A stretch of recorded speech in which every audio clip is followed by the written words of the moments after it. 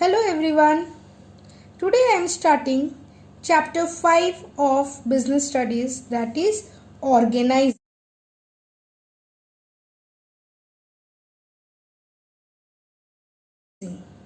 It is the second process of management, second process or second function of management process. First we do planning. After that we have to organize.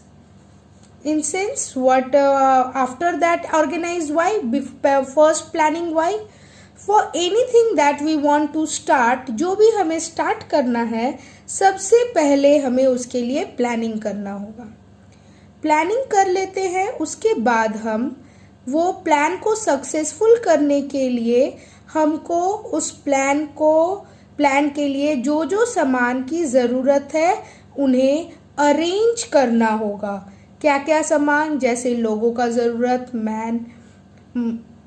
Resources का ज़रूरत, material, पैसे का ज़रूरत, money. तो ये सारे चीज़ों को अरेंज करेंगे तभी जाके मेरा प्लान सक्सेसफुल होगा.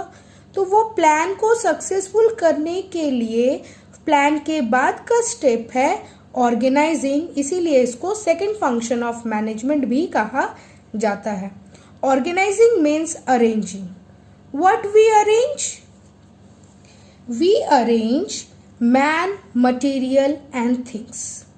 The topics which we have to study in chapter 5 are meaning of organizing, process of organizing. Process means what is done first, after that what, after that. In planning you have also studied process.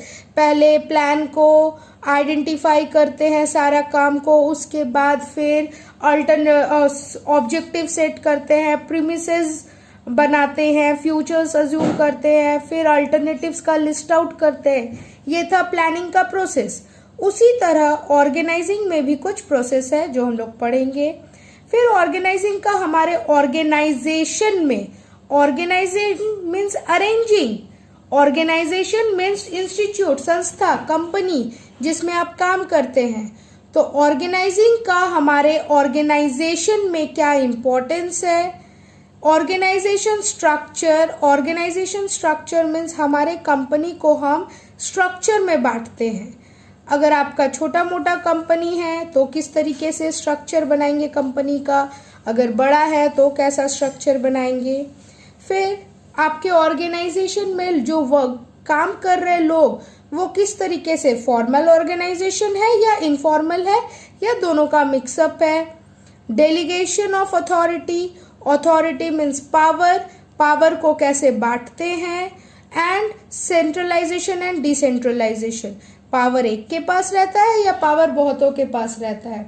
तो ऐसे इस chapter में आपके बहुत सारे topic है और लगभग यहाँ से यहाँ तक 4 to 6 आपका वेरी वेरी इंपॉर्टेंट टॉपिक है.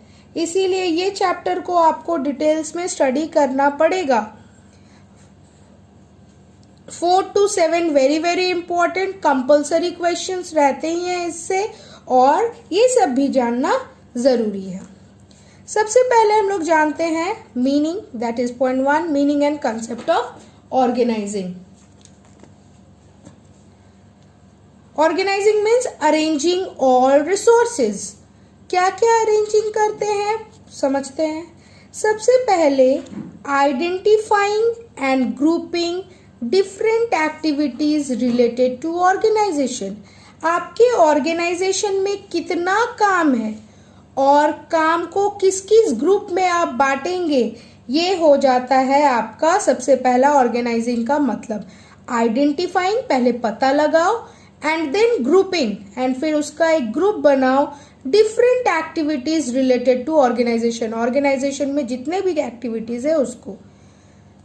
उसके साथ साथ ब्रिंगिंग टुगेदर, सबको एक साथ लाते हैं. सब मेरा अलग अलग जगह पे है, मटेरियल अलग जगह पे है, फाइनेंस मनी अलग जगह पे है, ह्यूमन बीइंग मेन अलग अलग जगह पे है. तो ये सारे अलग जगह के लोगों को, अलग जगह के चीजों को एक साथ ला के काम में लगाते हैं.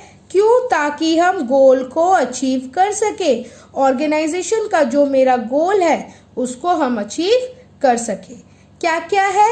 आइडेंटिफाई, काम खोजो क्या क्या ऑर्गेनाइजेशन में है, फिर ग्रुप में बांटो, फिर जितने भी आपके पास रिसोर्सेज है, मेन मटेरियल, मनी, ये तीनों चीज को एक साथ लाओ और इसको प्रोडक्टिव यूज में लगाओ ताकि आप अपने गोल के और ताकि आप अपने ऑर्गेनाइजेशन के गोल को अचीव कर सके।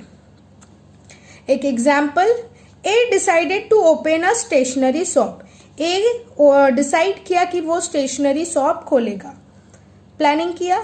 फॉर दैट, उसके लिए ही अरेंजेस फाइनेंस, उन्होंने पैसा मनी अरेंज किया। बायज अ शॉप, एक शॉप खरीदा। अरेंजेस ऑल आइटम्स रिक्वायर्ड, और भी जितने जितने आइटम्स का जरूरी है वो सारे आइटम्स को खोज के रखा, अरेंज किया। This process of arranging is known as organising. और ये जो वो जितना भी उसके शॉप को ओपन करने के लिए वो सारा अरेंजमेंट किया, इस अरेंजमेंट को कहा जाता है ऑर्गेनाइजिंग। क्लियर है? Now process of organising. Organising का प्रोसेस क्या है? फर्स्ट प्रोसेस, सबसे पहले ऑर्गेनाइजिंग करने के लिए आपको क्या करना पड़ेगा? Identification and division of work. आपको सबसे पहले वर्क को फाइंड आउट करना पड़ेगा, आइडेंटिफाई करना पड़ेगा कि क्या क्या काम है ऑर्गेनाइजेशन में, और फिर डिवाइडिंग द वर्क, और काम को बांट देना। अब एक इंसान तो सारा काम नहीं कर सकता है, एक ऑर्गेनाइजेशन में बहुत सारा काम था, आपने फाइंड आउट कर लिया सारा काम। अब वो सारा काम क्या एक इंसान करेगा? नहीं, अलग अलग करेगा। तो अलग अलग इंसान अलग अलग काम करेंगे तो आप सारे काम को डिवाइड कर देंगे, डिवाइडिंग द वर्क। ये था आपका फर्स्ट प्रोसेस। क्या? आइडेंटिफाई किए काम और सारे काम को आप डिवाइड कर दिए। किनके बीच में? मेन के बीच में, लोगों, जो भी आपके कंपनी के एम्प्लॉयज है उनको हम काम बांट दिए। Second process, grouping the jobs and departmentalisation. काम को बांटने के बाद हम ग्रुप बना दिए। रिलेटेड काम एक ग्रुप, फिर रिलेटेड काम एक ग्रुप, फिर एक जैसा काम एक ग्रुप, मतलब जैसा जैसा सिमिलर, प्रोडक्शन से रिलेटेड सारा काम का एक ग्रुप बना दिए। फाइनेंस से रिलेटेड, पैसों से रिलेटेड का एक काम का एक ग्रुप बना दिए। उसमें अकाउंटेंट रहते हैं, क्लर्क रहते हैं, और भी बहुत कोई पैसा लाने वाला वो वगैरह बहुत सारे कोई रहते हैं, वो सबका हम एक ग्रुप बना दिए। और उस ग्रुप को एक एक डिपार्टमेंट का नाम दिए। प्रोडक्शन को एक डिपार्टमेंट प्रोडक्शन डिपार्टमेंट, मार्केटिंग को एक department marketing department, sales department. इस तरीके से हम अलग अलग जो एक जैसा काम है उस अलग अलग एक जैसा काम को पहले ग्रुप बनाए और उस ग्रुप को डिपार्टमेंट में बांट दिए, डिपार्टमेंट का नाम लगा दिए। यह है सेकेंड स्टेप। ग्रुपिंग किए, उसके बाद असाइनमेंट ऑफ ड्यूटीज। अब जब हम ग्रुप बांट दिए तो अब लोगों को भी बांट दिए, मतलब अलग अलग ग्रुप में, तो उन लोगों को हम जॉब असाइन किए। Jobs are assign to the employees, लोगों को हम जॉब दिए according to their ability and qualification, उनके काबिलियत और क्षमता के अनुसार। जैसा जिसका डिग्री उसको उस तरह का जॉब, जिसका जैसा क्वालिफिकेशन उसको उस तरीके का जॉब। काम दे दिए। अब काम देने के बाद वो एम्प्लॉयज किसको रिपोर्ट करेगा? काम में कोई प्रॉब्लम आए या काम अच्छा से हो रहा है, काम में कोई दिक्कत आ रहा है, तो वो किसके पास जाएगा? इसके लिए हमने एक सुपीरियर सबऑर्डिनेट बनाया। सुपीरियर और सबऑर्डिनेट का रिलेशन, मतलब जिस एम्प्लॉयज को हम काम दिए वो एम्प्लॉयज को अगर प्रॉब्लम हुआ तो वो किसी के पास जाएंगे, तो वो किसी के पास जाएंगे तो वो कौन होगा? सुपीरियर होगा। और इसके लिए हम ये फोर्थ स्टेप क्या करते हैं? Establishing reporting relationship. एक एम्प्लॉय किसके पास रिपोर्ट करेगा, इसका हम एक रिलेशनशिप बनाते हैं। Creating superior subordinate relationship. Subordinate means employees, superior means boss. तो कौन सा एम्प्लॉय किसके पास रिपोर्ट करेगा, इसका एक हम रिलेशनशिप बनाते हैं। जैसे प्रोडक्शन डिपार्टमेंट के लिए एक प्रोडक्शन मैनेजर बना दिए। अब प्रोडक्शन का जितना भी आदमी है, प्रोडक्शन रिलेटेड आदमी, वो सारा कोई जाएगा कहाँ पे? प्रोडक्शन मैनेजर के पास। सेल्स डिपार्टमेंट का सारा आदमी जाएगा सेल्स मैनेजर के पास। तो ये हम रिपोर्ट बनाए जिसमें क्या होता है? Who will give command to whom, कौन किसको कमांड देगा और कौन किसका कमांड सुनेगा। ये है आपका प्रोसेस ऑफ ऑर्गेनाइजिंग। बस 4 प्रोसेस है। क्या क्या? पहले हम काम आइडेंटिफाई किए और बांटे, फिर ग्रुपिंग में बांटे, फिर सबको काम अपना अपना सौंप दिए और कौन किसका बात सुनेगा उसका एक रिलेशनशिप बना दिए।